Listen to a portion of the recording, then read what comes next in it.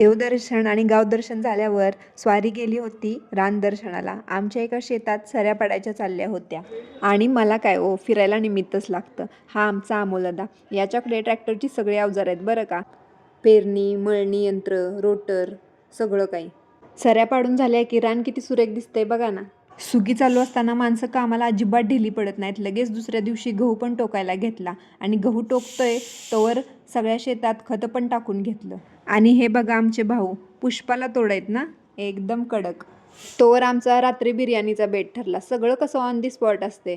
मला मस्त 4-5 दिवस सुट्टी होती, पण त्यातला एक पण दिवस आमच्या दादा वहिनीला सुट्टी नव्हती. आणि दादा वहिनीला सुट्टी नाही म्हटल्यावर धनुषभूषण पण नसणार, आणि धनुषभूषण नसणार म्हटल्यावर मजा पण नाही येणार. म्हणून आमचा हा प्लॅन होल्डवर होता. पण मी दुसऱ्या दिवशी जाणार म्हटल्यावर आमची आदल्या रात्रीच पार्टी चालू झाली. सगळे असले की मजा येते ना, त्यामुळंच हा टास. आणि हा आहे धनुष, आमचा दादूस, द मल्टी टॅलेंटेड, सगळ्यात कुशल आणि अटेन्शन सीकर. दादूला सगळ्यामध्ये इंटरेस्ट असतो, सगळं काय एक्साइट होऊन करत असतो.